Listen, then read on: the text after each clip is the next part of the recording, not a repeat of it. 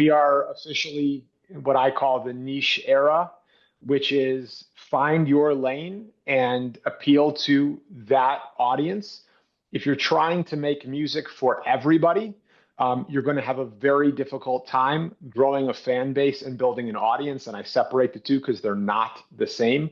So figure out who your target market is and appeal to that market in everything that you do, in the music that you make, in the content that you craft to support that music, in your voice on social media, in your branding, in your aesthetic.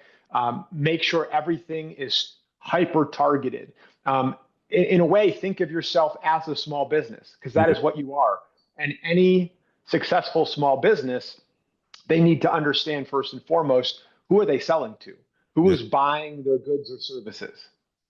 And in business and in art, just like life, you can't be everything for everyone.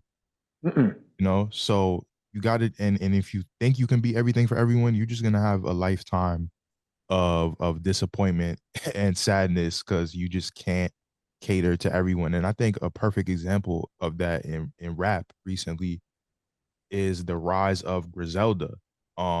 They are men who have experienced everything under the sun and stuck with it with all their trials and tribulations and built a career in music in their 30s, well into their 30s, right? Making the music really, the same songs over and over again, right? And just catering to an audience. And a lot of people, people talk about it, but I still think people will always seek that just universal validation. I don't, even with all of these niche artists, I think that the average person still thinks you have to be everything for everyone. Well, if they're watching this podcast, hopefully that notion is dispelled. The Griselda example is appropriate.